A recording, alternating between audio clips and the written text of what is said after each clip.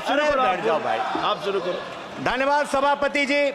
वित्तीय वर्ष 2024-25 के लिए पेश किए गए आम बजट पर हो रही चर्चा पर मुझे बोलने का अवसर देने के लिए मेरी पार्टी, मेरे नेता आदरणीय अखिलेश यादव जी का आभार प्रकट करना चाहता हूं। महोदय, मुझसे पहले मेरी पार्टी के अन्य सदस्यों द्वारा अपने संबोधन में बजट के संबंध में उठाई गई आपत्तियों से मैं खुद को संबद्ध करता हूं। ये बजट वस्तुतः बाबा साहब भीमराव अंबेडकर जी के बनाए गए संविधान का अपमान है, क्योंकि इसमें संविधान सम्मत संघीय गणराज्य के ढांचे को पूरी तरीके से दरकिनार करते हुए सिर्फ और सिर्फ अपनी सरकार को बचाए रखने का समर्थन मूल्य चुकाया गया है।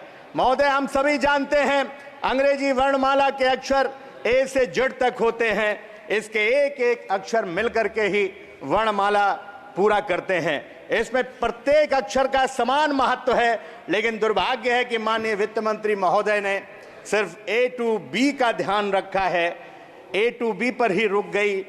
यहां ए यानी आंध्र प्रदेश, बी यानी बिहार।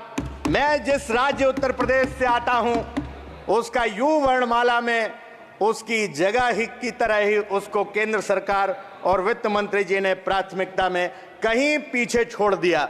मैं उत्तर प्रदेश की जो डबल इंजन की सरकार की बड़ी बड़ी बातें बीजेपी के उत्तर प्रदेश के लोग करते थे, मैं पूछना चाहता हूं कि आबादी के लिहाज से सबसे बड़े राज्य को क्या वित्तीय विशेष पैकेज मिलना चाहिए या नहीं मिलना चाहिए? घर में ठंडे चूल्हे पर अगर खाली पतीली है, मैं कैसे बोल दूं कि धूप फागुन की नशीली है? महोदय, जब बजट प्रस्तुत हो रहा था, तब मुल्क के गांव, गरीब किसान, बेकारी से जूझ रहे मजदूर, महिलाएं और नौजवान, अगड़े पिछड़े, दलित, मुसलमान, शोषित, पीड़ित, वंचित टकटकी लगा करके बड़ी उम्मीद के साथ टीवी स्क्रीन पर देख रहे थे, लेकिन उन्हें नाउम्मीदी, मायूसी मिली। आजादी के 77 सालों के बाद इतने बजट लाने के बाद भी आखिर हम कौन सा भारत बनाना चाहते हैं जहां आज भी आम आदमी को शिक्षा, स्वास्थ्य, पेयजल जैसी मूलभूत सुविधाओं के लिए जूझना पड़ता है? जब उद्योगपतियों का आप लगभग 20 लाख करोड़ कर्जा माफ कर सकते हैं, तो फिर देश के किसानों का और बेरोजगार नौजवानों का शिक्षा ऋण क्यों नहीं माफ होना चाहिए? मनरेगा का बजट न बढ़ाना जहां निराश करता है, वहीं सरकार से अपेक्षा है कि मजदूरों के हित में मनरेगा के कार्य दिवस बढ़ा करके 2 गुने करने का काम किया जाए। पीएम आवास योजना सूची और लाल फीता शाही में उलझ करके कहीं ना कहीं सूची रह जाती है। महोदय, इसलिए मैं कहना चाहता हूं, तमाम जरूरतमंदों को पीएम आवास नहीं मिल पाता है। मेरी मांग है सांसदों की सिफारिश पर पात्र व्यक्तियों को प्रधानमंत्री आवास देने का काम किया जाए।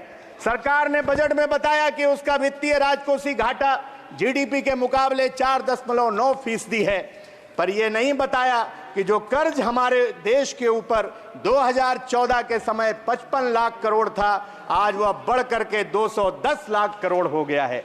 नौनिहाल बच्चे इस बजट में आज भी समावेशी और विकसित होने की परिभाषा में सम्मिलित होने की प्रतीक्षा में हैं।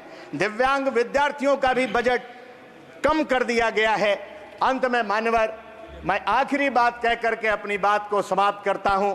हमारे जिले से हमारी लोकसभा क्षेत्र धौरहरा से लेकर के और पूरे उत्तर प्रदेश के अंदर जो आवारा जानवर हैं, उन्होंने तबाही मचा रखी है। किसान दिन रात अपने खेत पर रहने को मजबूर हो रहा है।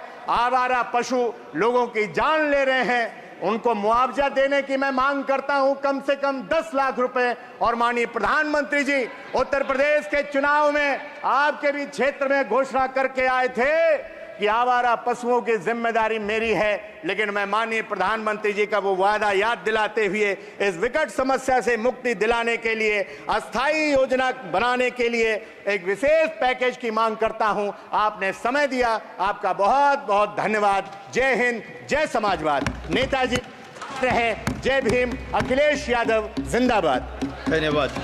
श्री राजाराम सिंह जी।